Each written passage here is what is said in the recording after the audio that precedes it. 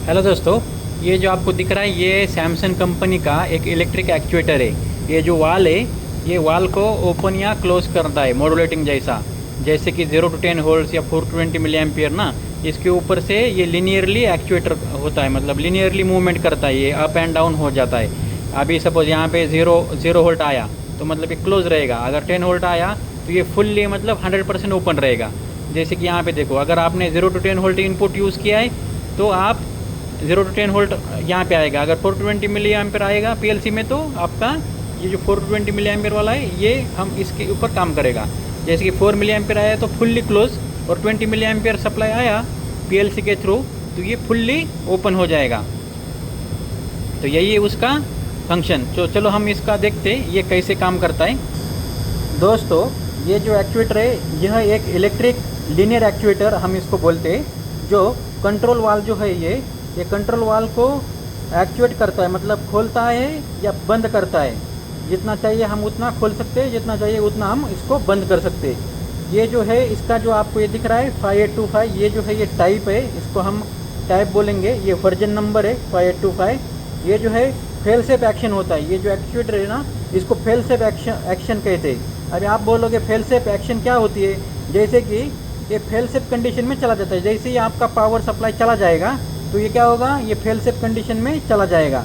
मतलब अगर आपकी लाइट भी चली गई ना तो ये क्या होगा, ये ऑटोमेटिकली अगर 100% ओपन है तो जो भी होम पोजीशन रहेगा ये एक्चुएटर का, इसके अंदर स्प्रिंग वगैरह रहता है, इसके थ्रू क्या रहता है वो ऑटोमेटिकली उसके होम पोजीशन में चला जाता है। अगर इसका सप्लाई बंद भी हुआ तो भी, क्योंकि सेफ कंडीशन में बचाने के लिए।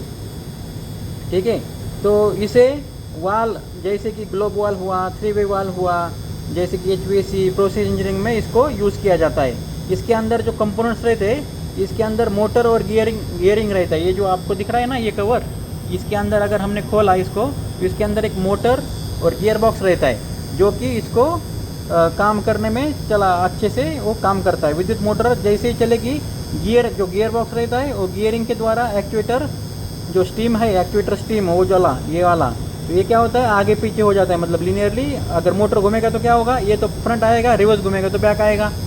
ठीक है, तो ये मोटर और गियर बॉक्स का ये काम है। फिर स्टेम पोजीशन, ये जो स्टेम पोजीशन दिख रहा है इसका क्या काम रहता है, ये जो हिस्सा है जो वाल है अपना, वाल प्लग स्टेम को दबाता है। इसको क्या करेगा, दबाएगा, ऐसा एक्सटेंड करेगा या वापस खींचेगा। अगर वापस खींचेगा तो क्या होगा, ये रिट्रैक्ट होगा, रिट्रैक्ट कंडीशन में आ जाएगा। जिससे क्या होता है, अगर दबाया तो वाल खुलेगा और रिट्रैक्ट करेगा पीछे आएगा तो ये वाल क्लोज होगा। ठीक है, जैसे कि हम देख रहे हैं यहाँ पे 0 to 10 वोल्ट, जैसे ही 0 वोल्ट होगा तो क्या होगा, वो रिट्रैक्ट करेगा, और 10 वोल्ट आएगा तो दबाएगा ज़्यादा। तो उसी को हम रिट्रैक्ट और एक्सटेंड हम बोल सकते हैं। ये जो टाइप है 5825 में एक स्प्रिंग रहता है। ये जो 5825 है ना, ये टाइप में एक स्प्रिंग रहता है। ये जो आपको दिख रहा है ना स्प्रिंग, ये स्प्रिंग रहता है इसके अंदर, और प्लस उसके अंदर इलेक्ट्रोमैग्नेट अरेंजमेंट रहता है। जो भी स्प्रिंग है उसको इलेक्ट्रोमैग्नेटिक अरेंजमेंट रहता है। इलेक्ट्रोमैग्नेट क्यों, जैसे उसको पावर आएगा वो उसको अट्रैक्ट करेगा और स्प्रिंग क्या होगा, दब जाएगा।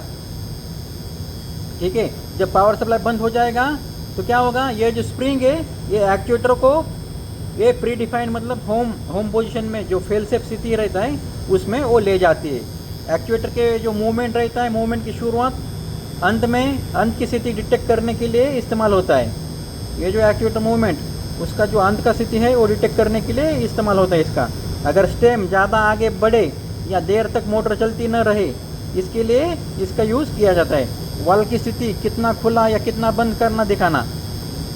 अगर आपको लगेगा इसको आप मैनुअल में भी उसको आप चला सकते हैं, मैनुअल में एक्चुएटर को एडजस्ट आप कर सकते हो। जैसे कि 525 जो है इसका कवर अगर हमने आलन की से खुलने पर आलन की मूव किया जा सकता है। यहाँ पे अगर ये तरफ देखेंगे तो यहाँ पे है मैनुअल का स्विच दिख रहा है। देखो ये मैनुअल में इधर आलन की से इसको क्लॉकवाइज और एंटी क्लॉकवाइज घुमाया तो ये भी क्या होगा, अप एंड डाउन हो जाएगा। तो यही उसका ये काम रहता है।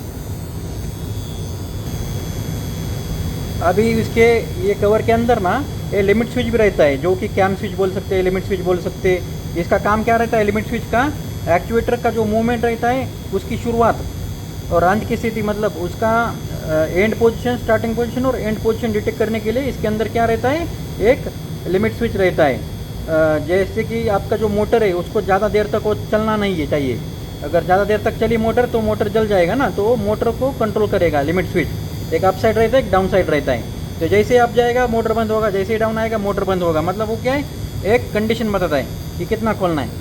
अभी इसके अंदर ट्रैवल इंडिकेशन स्केल भी रहता है। यहाँ पर अगर आप देखोगे, यहाँ पे देखो, यहाँ पे ट्रैवल इंडिकेशन स्केल रहता है। मतलब इसने कितना मूव किया, ये एक्चुएटर ने कितना मूव किया, कितना % ओपन हुआ, वो आपको दिखाता है। ठीक है।